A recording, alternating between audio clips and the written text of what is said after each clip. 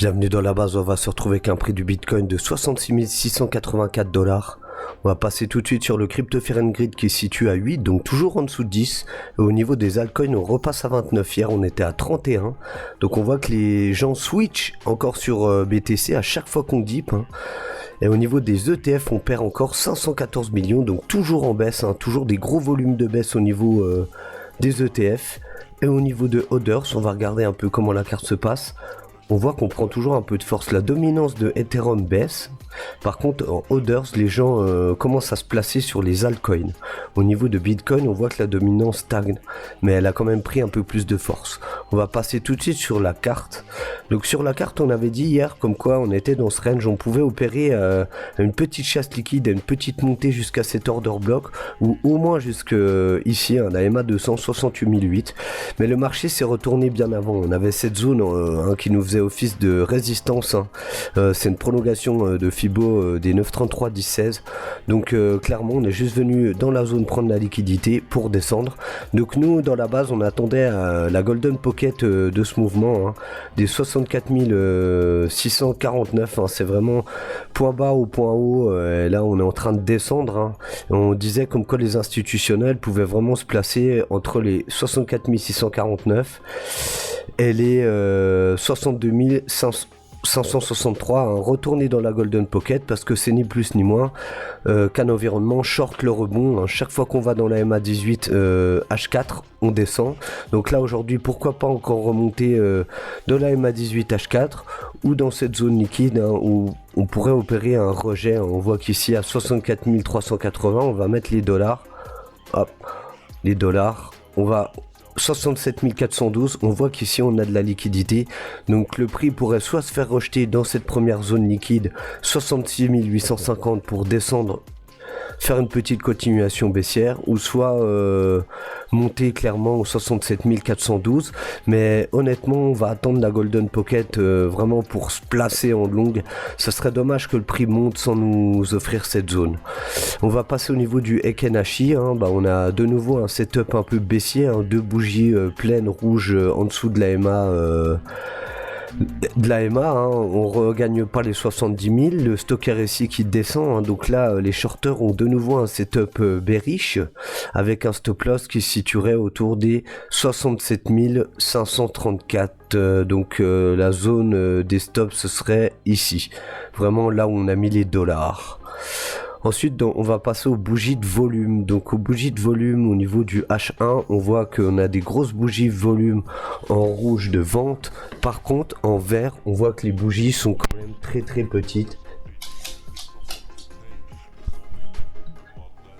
Et on a du mal à pousser le prix. On voit que le volume au niveau de ce graphique descend toujours et on n'a pas de prix supérieur au niveau des acheteurs, donc ça c'est quand même plus du market making. En une heure on a un order block d'achat qui se crée, donc une déviation acheteuse, un peu comme on a eu hier à 9h du matin, une déviation acheteuse, mais quand on est revenu avec deux bougies rouges bien pleines, donc ça pourrait que le prix vienne chasser la liquidité, mais ça m'étonnerait pas quand même que le prix dip dans la Golden Pocket.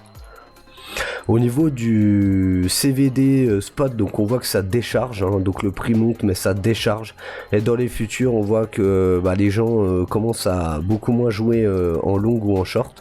Au niveau des long short ratios, on défonce des shorters parce que ça short avec des gros leviers en fait, donc le prix n'a pas besoin de monter sévèrement, c'est tout de suite des leviers x50 et tout parce que les gens veulent choper cette Golden Pocket, clairement on le voit.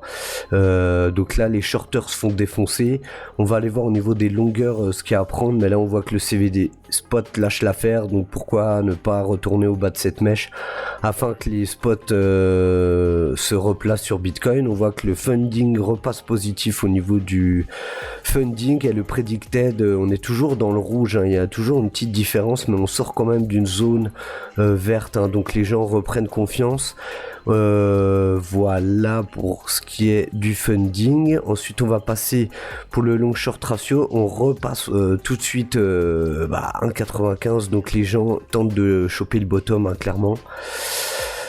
C'est vraiment pas terrible, le prix monte tout de suite, ça c'est peut-être des shorters, mais vu que là dans le volume profile Donc déjà ici on a un trou 65 000, 66 000, hein, on a un trou, donc on va le noter. Donc 66 000 ici on a un trou dans l'order block, hein, donc ça m'étonnerait pas que ça soit de nouveau travaillé clairement.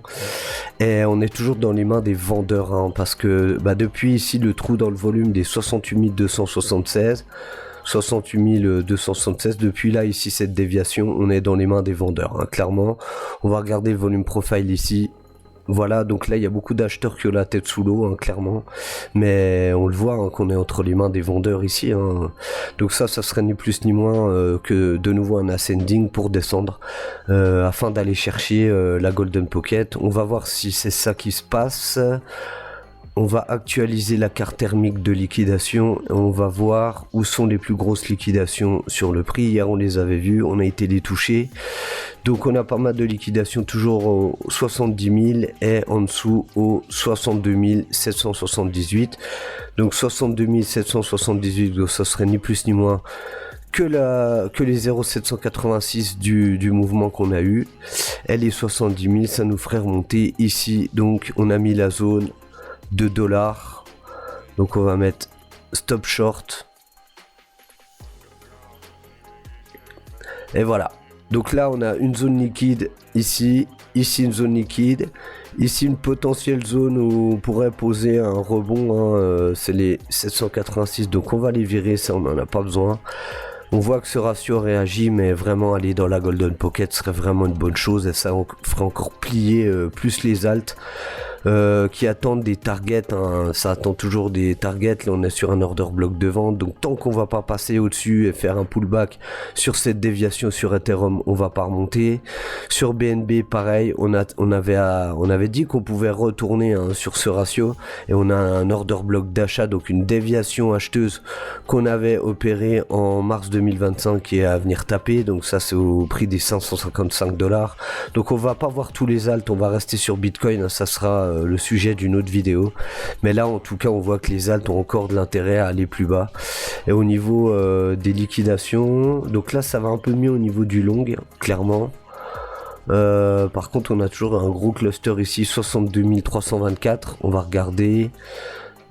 Donc 62 324, c'est où on a mis, on va repasser en H1, c'est où on a mis notre zone ici des stops des longueurs, donc on l'a bien noté sur le graphique. Et au niveau des shorts on aurait 73 000, donc ça on l'avait noté, hein. On l'a noté, les 73 000 ici on a noté stop des shorts avec une belle zone à venir taper, mais bon, tant qu'on tapera pas la Golden Pocket, je vois pas pourquoi on irait là, surtout maintenant qu'on a des stops des shorters qui sont plus proches au niveau des 69 353. Et au niveau du max pain, donc on voit qu'on peut aller, donc les 70 sont très loin, hein. On voit qu'on a du fort leverage jusqu'au 68 000. Donc 68 000, ça serait ici, hein, retourner faire un pullback dans cette zone. On a mis les dollars. Et au niveau des longues, on a tout de suite 64 119. Donc ça nous ferait retourner dans la Golden Pocket. Voilà, donc en résumé, je pense quand même qu'on peut encore descendre sur Bitcoin, hein. On va clean la carte, on va se mettre sur cette map et on va clean, on va tirer la Fibo. Donc ça c'est une map de Binance et je pense clairement qu'on va retourner dans la Golden Pocket ici afin que les gros puissent se placer pour tenter de faire un mouvement long. Pourquoi ne pas les retester les 382 pour se faire rejeter. En tout cas, si on regagne pas cette zone avec un pullback, on n'ira même pas toucher les 0,2. Ça sera ni plus ni moins qu'un ascending pour descendre. Si on trace une zone comme ça, hop, on va se mettre en 15 et on va voir que ça, on va voir si le rebond arrive jusqu'au 0,382, mais ça nous ferait quand même arriver dans la Golden Pocket pour cet ascending. Moi je miserais plus quand même sur encore une descente. Voilà, mais là je vais pas trader, à part des setups 15 minutes On pourrait quand même se faire plaisir, hein. Hier soir, il y a eu une petite structure en 15 minutes à 20h30, une belle chasse liquide. Ensuite, on trace nos zones, on a un pullback. Bon, bah là, on aurait pu jouer longue, mais tout de suite, on a une déviation qui vient rechercher la liquidité. Pullback sur la liquidité, on vient rechercher le haut de cette zone pour se faire rejeter, pour retourner chercher les 1,618. En fait, là, le prix est vraiment entre les mains du market maker et prennent... on le voit, hein, prennent les ordres des shorters, des longueurs, hein, on le voit, ça se fait découper de tous les côtés. Donc voilà, prenez soin de vous, j'espère que vous avez kiffé la vidéo.